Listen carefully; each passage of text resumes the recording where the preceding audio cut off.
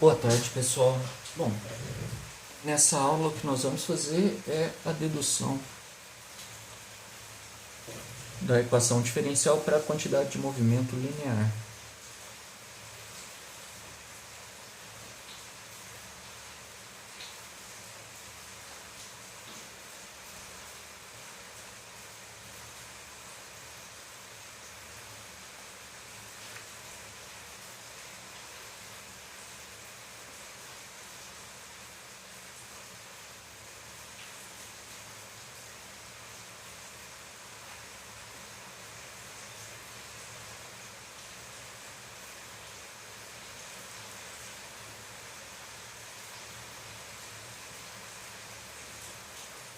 Bom,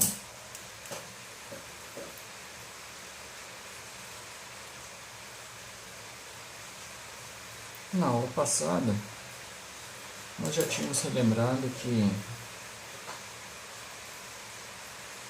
podemos escrever somatório de força como sendo igual a massa vezes aceleração,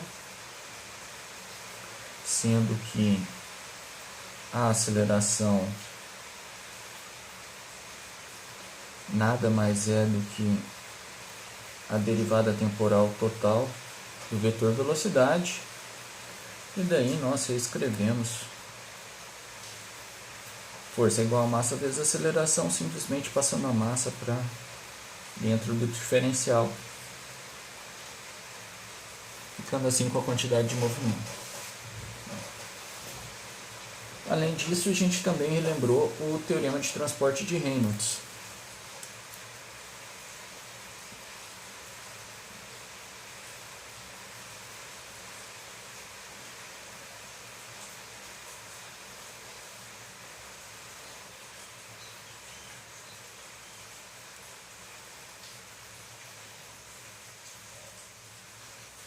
O qual possibilita que a gente transforme uma formulação feita para um sistema fechado em uma formulação para volume de controle. Ele pode ser escrito como sendo a integral no volume de controle de beta ρ dv mais a integral ao longo da superfície de controle de beta ρ Vn dA vai ser igual à taxa de variação da grandeza B ao longo do tempo para um sistema fechado. Então, o que nós vamos fazer agora é a aplicação do teorema de transporte de Reynolds para a grandeza quantidade de movimento.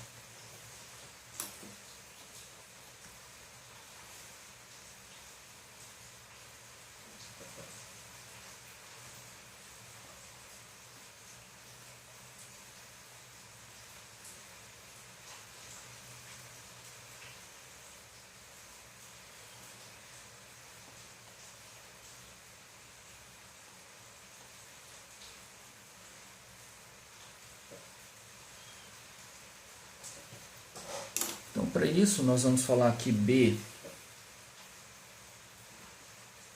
é igual a mv,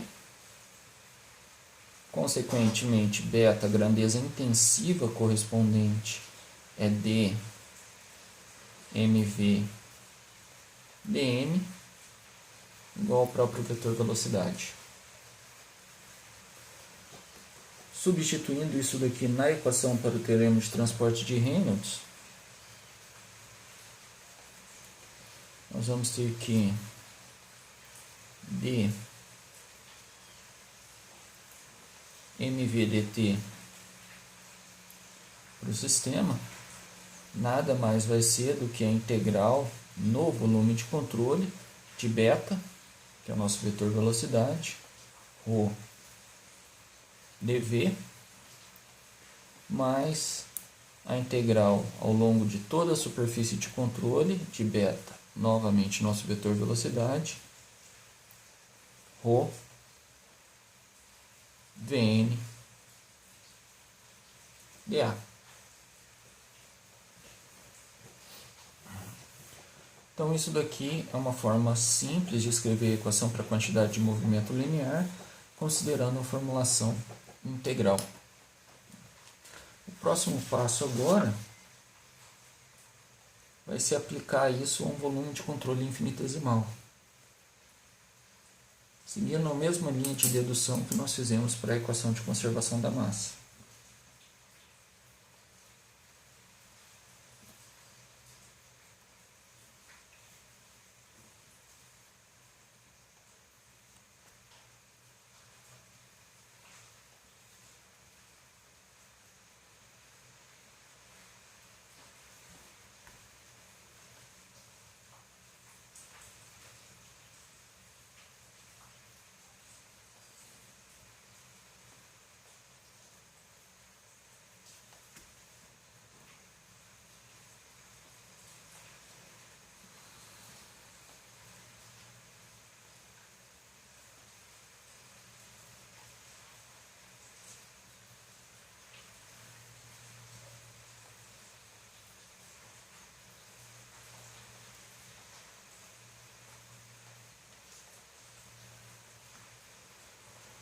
De novo, com dimensões dx, dy, dz.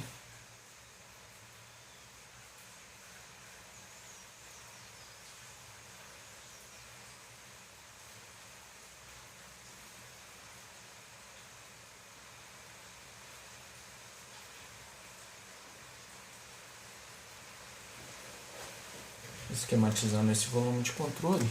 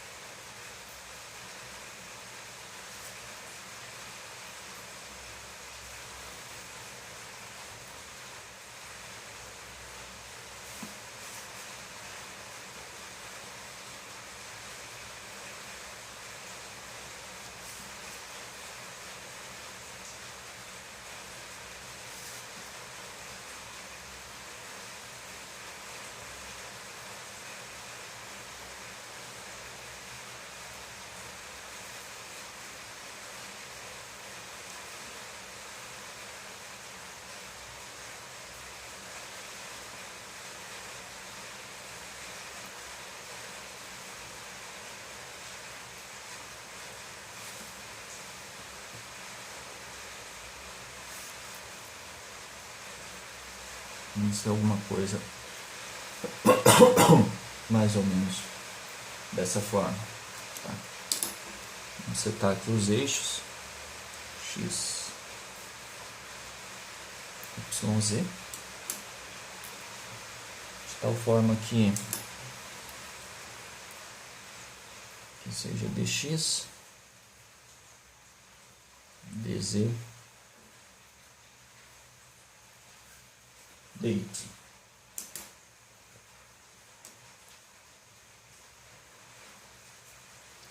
Bom, e o que nós vamos fazer é simplesmente aplicar essa equação. Vamos numerar a equação. Então, vamos chamar essa aqui de equação 1 e essa equação aqui de 2. Então, aplicar a equação 2 a esse volume de controle infinitesimal com dimensões dx, dy, dz.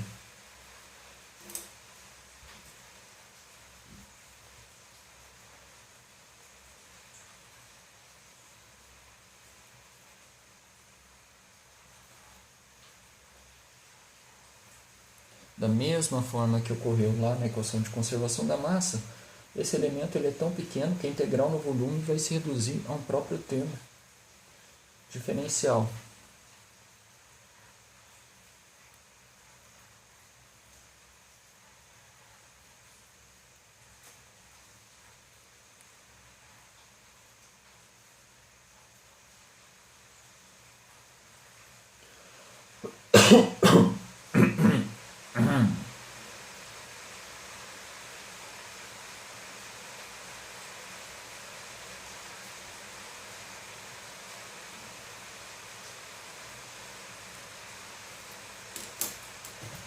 Ou seja, uma pequena correção aqui, né? Isso daqui é dt.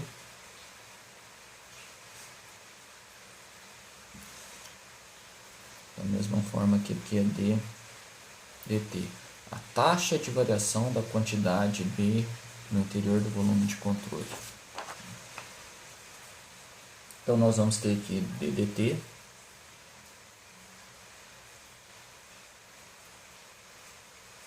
na integral no volume de controle de V ρ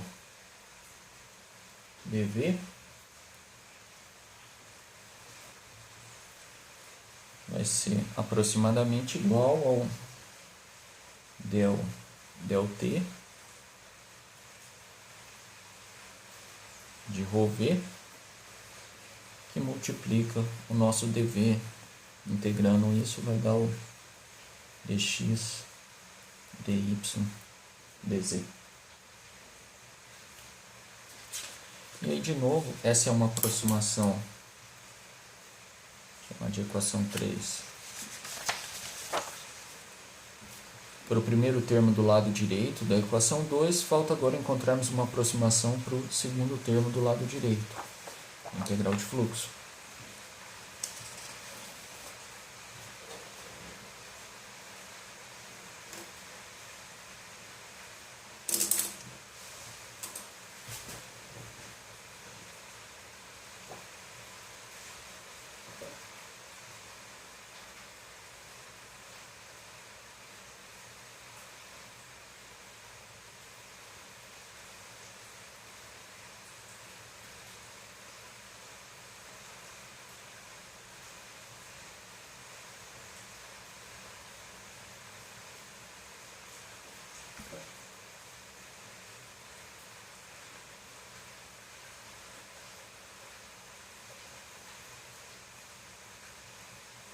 Para isso, vamos criar de novo um quadrinho aqui para facilitar.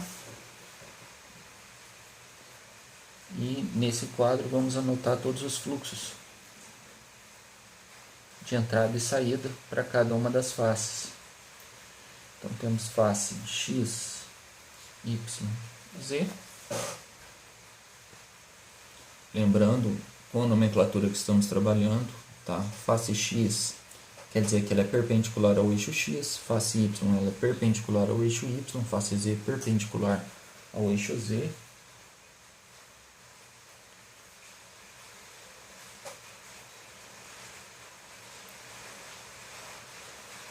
Aqui, colocando o fluxo de entrada, de quantidade de movimento,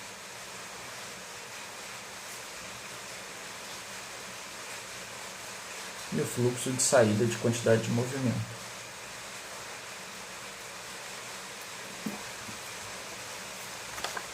Então, para isso, vamos voltar aqui no esquema. Considerando inicialmente a face x,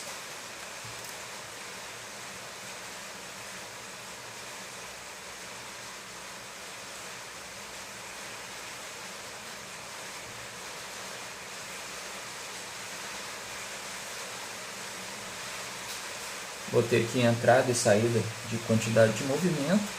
Quem vai realizar o transporte dessa quantidade de movimento será a velocidade ou a componente normal do vetor velocidade em relação a essa face x, ou seja, a velocidade na direção x, a componente u. Então, do lado de cá nós temos simplesmente ρu, v, vezes o nosso elemento de área, dy dz,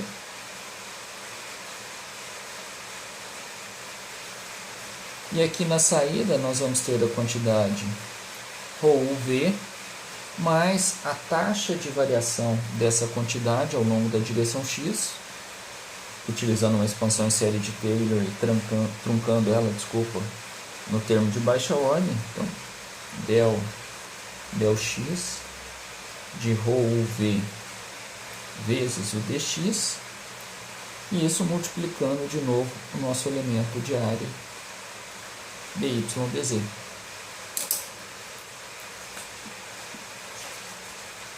Passando isso aqui para o nosso quadro, então nós vamos ter ρ1 v dy dz, e do lado de cá ρv mais del x de ρv vezes dx multiplicado por dy dz. De forma análoga, em y,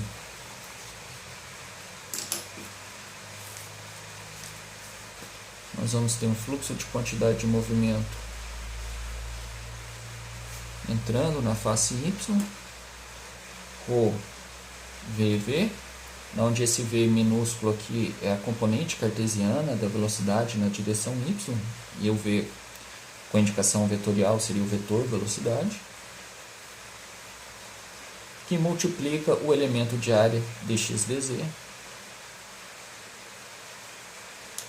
E aqui na saída do volume de controle na direção y,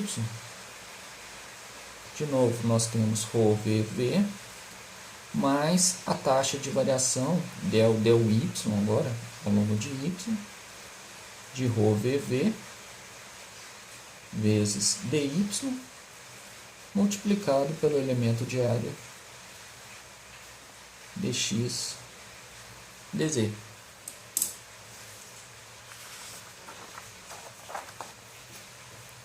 Colocando isso aqui, ρ v dx dz, ρ v mais del y de ρ v multiplicado por dy vezes dx dz. De forma análoga, para z, teremos ρWV, que multiplica o elemento de área na direção z, vai ser dado por dx dy, né? Então dx dy dando essa área, vezes dx vezes dy. E aqui de novo vamos ter ρWV mais del z agora, porque está sendo contabilizado na direção z, ρWV dz, que multiplica o nosso elemento dx dy.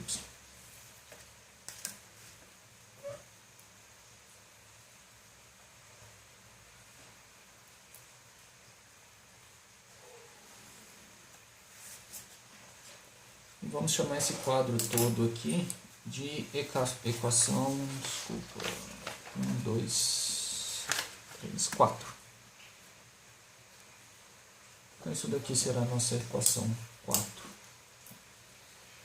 Bom,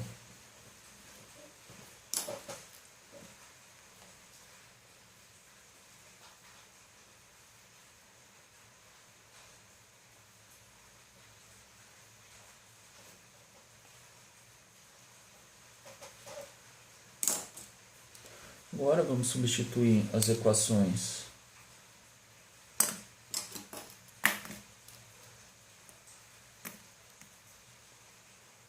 3 e 4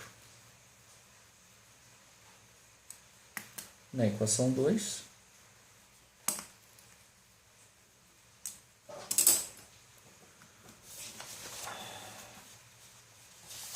Lembrando que nós chamamos a equação, utilizando a formulação integral aqui, como sendo a equação 2, então nós temos que d mv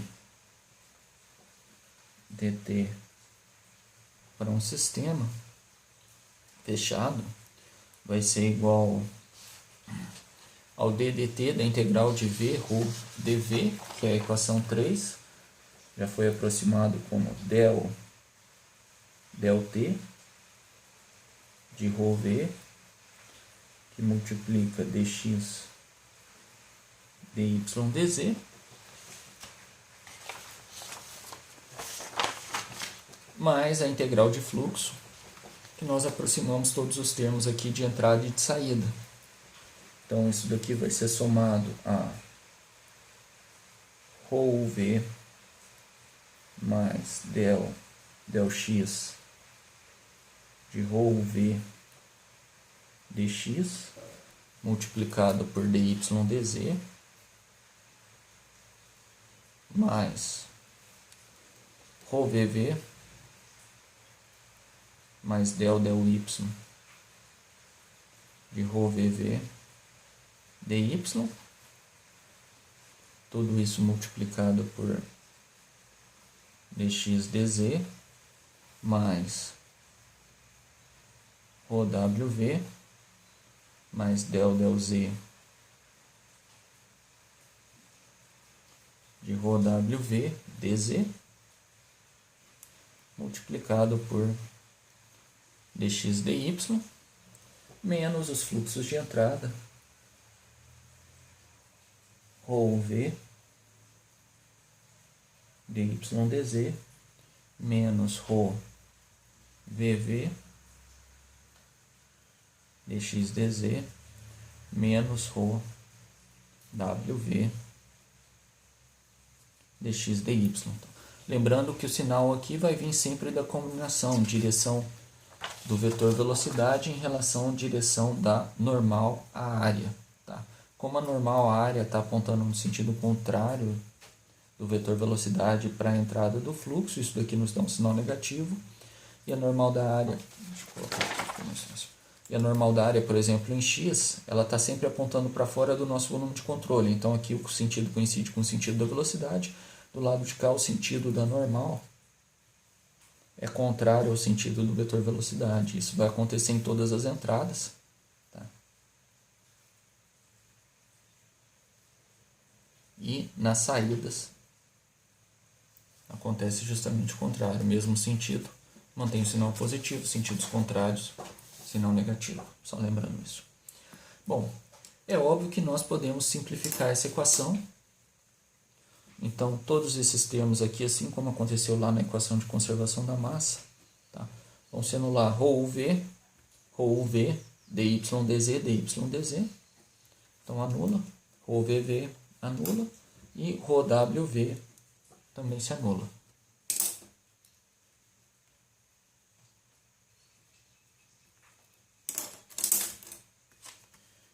Então, a equação se torna dmv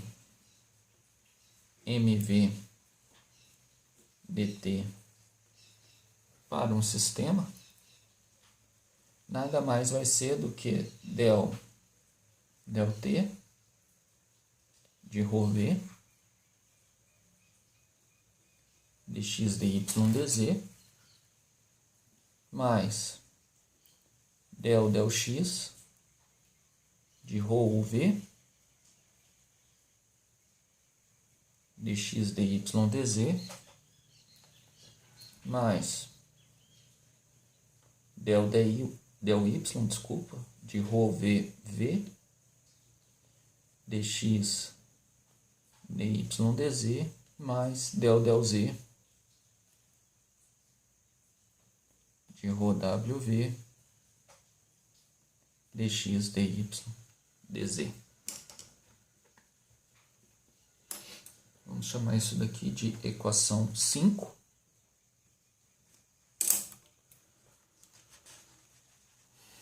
Vamos colocar o elemento de volume em evidência. Página 3, página 4 agora.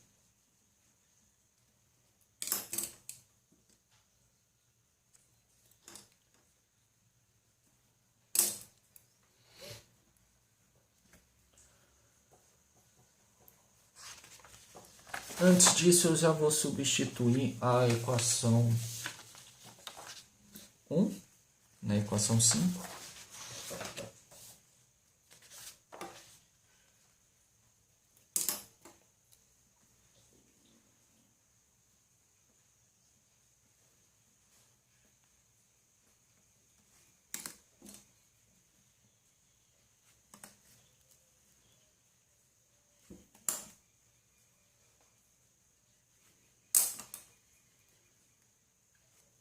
E assim nós temos que a taxa de variação de quantidade de movimento no sistema nada mais é do que o somatório de forças externas. Então, o somatório de forças externas, no caso agora ao nosso volume de controle, vai ser igual ao del ρv del t mais, onde está a equação, del x de ρu v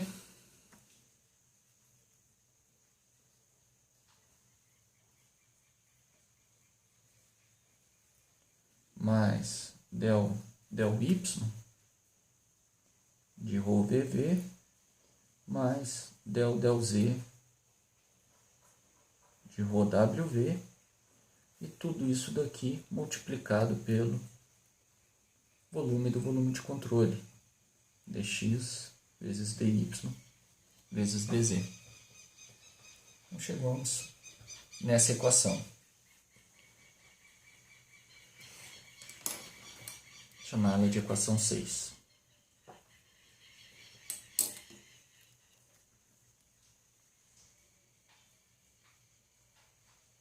O que nós vamos fazer agora é considerar somente esse termo entre colchetes e trabalhar em cima desse termo.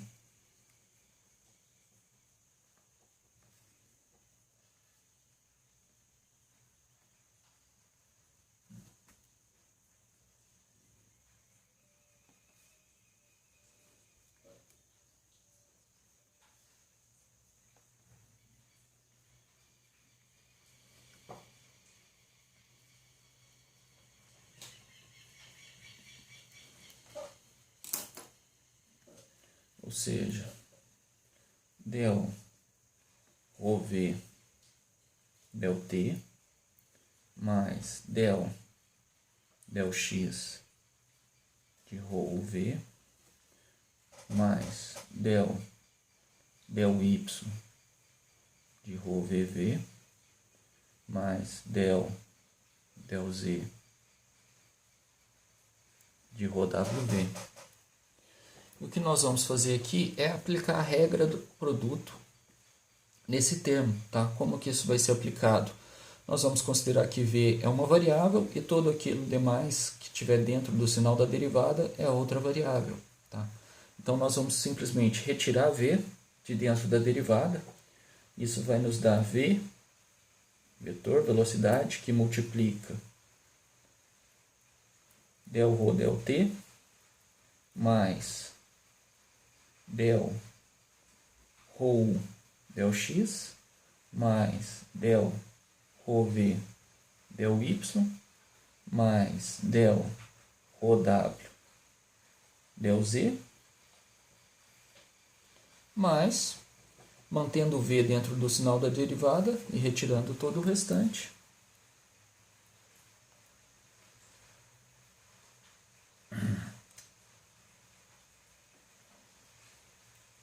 ρ, que multiplica del v del t, mais u del v del x, mais v del v del y, mais w del v del z. Então, aplicando a regra do produto nesse termo aqui, nós podemos ver que ele pode ser escrito dessa forma. Tá? Qual o interesse em fazer isso? Quando nós escrevemos esse termo dessa forma, esse primeiro termo aqui, nesse cochete, tá, nada mais é do que a equação da continuidade.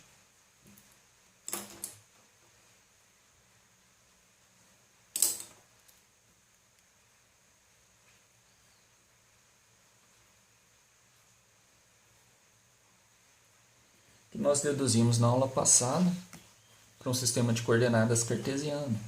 Então, isso daqui, ó, del ρ del t mais del ρ del x mais del ρv del y mais del ρw del z vai ser sempre igual a zero. Tá? E isso é válido para qualquer tipo de fluido, sendo compressível ou incompressível.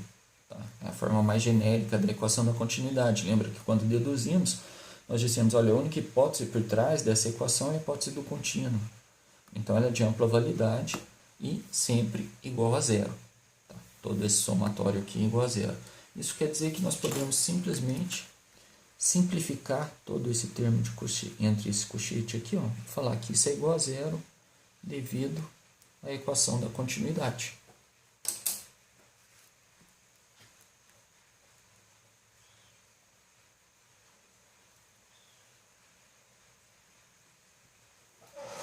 Reescrevendo então a equação 7,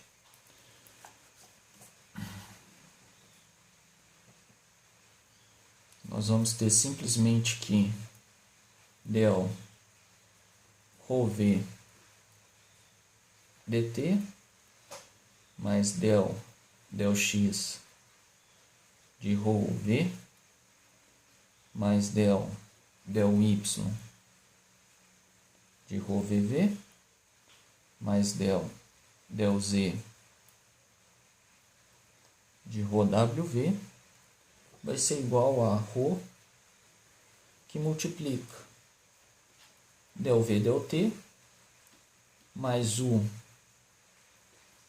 del v del x mais v del v del y mais w del v del z.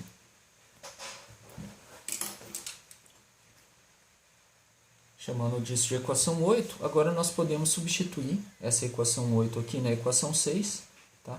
E passar a trabalhar diretamente com esses termos.